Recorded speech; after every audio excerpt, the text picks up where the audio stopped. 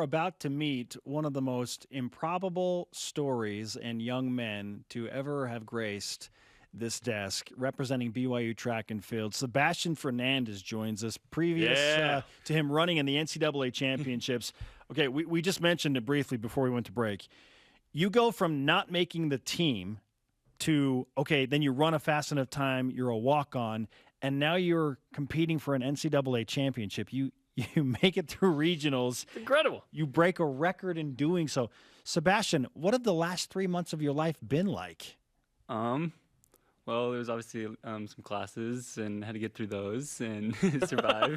Oh, yeah, you're going to school as well. Student athlete. But I don't know. I think, let's see, 3 months ago was March. Yeah. Okay. So, yeah, I mean, March, like, we were just starting outdoor track and, like, workouts and all that were going well. And, I mean, I didn't think anything of it. I was just like, oh, well, I'm doing better than I was last season, you know, because I write down everything in my notes app of my workouts. And, yeah, I mean, I time trialed the 400 and I went pretty quick. And then I was like, okay. And I went to California for a track meet out there at the West Coast Relays, and I ran 150.83 in the 8, and I was like, oh shoot, like that was 3 seconds off my like previous time. I was like, wow. So you beat your previous best by 3 seconds. Yeah, and I mean, I got new spikes, that helped, but I don't think it was that. And then yeah, I was just like, whoa. And I don't know if you know Isaac Wood. Oh, we know Isaac Wood well. Yes. Okay. Yeah. He's like so like hyped after that. He's like calls Coach Icestone. He's like, yo, this kid ran 150. Like, he's like, geez. Like, You're not on the team at this point. Yeah. No, You're not on the team. Competing unattached and beating people that were, you know, racing for universities. I was like, this is cool. Okay. So what happened after that? Okay. When you ran that 150, then what? Isaac makes a call. Then what?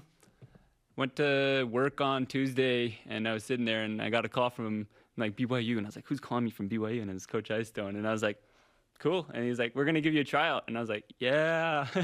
And now you had tried out before, yeah, and not made it. Yeah, last year because I ran like 153.1 with the old spikes. Yeah, with the old spikes. Yeah, that was what. Okay. Okay. Faster shoes, new spikes. You run your fastest time, and then try out. Yeah, you try out. So what happened? I mean, I was working really hard to get through the NCAA clearing center, you know, to be able to compete literally the week after, like I was offered a tryout, and it wasn't fast enough. I think just silly stuff with paperwork. But like the week after that, or 2 weeks after that, I competed at the first BYU meet, and it was a windy day, and I kind of had a weird race, and so I ran my slowest ever. It was 152, but it was really cool because I learned a lot from that race, like, you know, just how to finish a race on like dead legs because the wind just took so much out of me. I feel like people can make that excuse. Yeah. And yeah, I mean, 152, I was like, yeah, I mean, it was okay with the wind. 2 seconds makes a big difference in the 800. Yeah. Huge difference. 1 second makes a huge difference in the 800. Like, looking at regional, at the West region for qualifying for regionals, like 1 second would have dropped me from like 48th, you know, to like top 20. Okay. Like, so it's talking 30 spots. Yeah. That's unbelievable. Then you go to the BYU Cougar Invitational at home. Yeah, I ran at Oregon for one meet too, and I even split that race. It was pretty funny. I was like, okay, I can go faster. I went 55s for both, and yeah. And then I went to the BYU meet, and I was like, all right, here we go, last meet of the season. Like, I gotta like leave it all on the track, you know, because I was like, otherwise my season ends, and that was just, you know, 3 times to compete for 1 year of eligibility. You know? Yeah.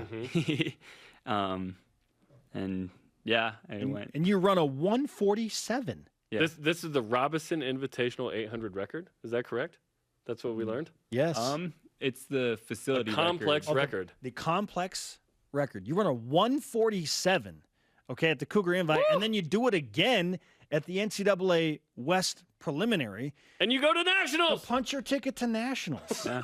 I had to do it twice because regionals is like first round and then quarterfinals. Okay. So you couldn't be just like, yeah, I ran a 147 in Provo, but I got to do it in Arkansas twice. Yeah. What was that like, man, to go through this journey of you run that 152 in the wind, you said you learned a lot, you ran the 150 before, you get on the team, you go through the NCAA clearinghouse, and all of a sudden, boom, you're in the regionals, and now you've qualified for nationals. What's this journey been like for you? Honestly, I kind of made a joke as like every time I've stepped on the track this season, I feel like I've kind of shocked myself. I'm just like, whoa, like, and I think that's a good feeling to have, you know, and be like, every race, go into it and be like, okay, this is gonna be my best race, and I'm just gonna have fun with it, and like we'll see what happens. And it's just cool. It's unreal, honestly, that that I was able to make it to nationals. Like that wasn't even on like my radar. Okay. Well, you're here, and so your family lives in Minnesota. Yeah. Correct me if I'm wrong, because we were sharing details during the break, but your family drove 19 hours to watch you run at, was it the Cougar Invitational or the preliminaries? The Provo. Yeah, Provo. So it was the Cougar To see the record here, and then they went to Arkansas. And then they went to Arkansas. And so are they driving to Eugene? My parents are flying out. They're flying now. Yes. Yeah. I'm so happy for you. You're flying I was on the like, plane. You're gas not is so driving. expensive. Jeez. Good gravy. That's Okay. incredible, man. That's incredible. Does everyone on the team know your name? I think so. I It's don't been know. a couple weeks, right? Like, Who's that kid? The one that qualified for nationals. what's his name? Sebastian? I mean, that's amazing, man. What has the conversation been like with that iStone now, where it's like, hey, we're in business. You're a thing. You're a deal now. Honestly, I just think he's shocked. Is just as shocked as I am. Honestly, like I mentioned to you guys, I've dropped 6 seconds in the 800 this season, and That's unbelievable. I was like, I did not expect that. Yeah. 6 seconds is a ton, especially sub 2. Well, it's one thing to do it once, but now you've done it multiple times. And so let's put this into context a little bit. Let's say you run a 147 again at nationals. Where would that place you based on the times that have been run this year? I can't remember what was run at regionals, but I feel like it wouldn't.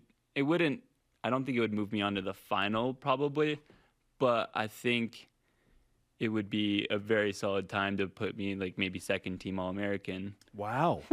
That'd be pretty good, bro. So if you're on a 147 there, we're talking potentially second team All-American. Yeah, I mean, obviously, I haven't sat down and talked about it with Coach yet because the heats haven't been made yet and anything. But again, 3 months ago, you were not running for BYU. He's like, Fernandez with an S or a Z at the end. Like, we barely know you. This is amazing. Yeah. Okay, well, here's Z. how this works. Before That's you go, we give you some BYU Sports Nation karma for joining the show. So you can go hit that 147. We need to shave 6 seconds off. I was going to our go show. 146 and just Remember 146? make the deal Might even as better. well, bro. The karma will only help you in the pursuit of Might as well. 146.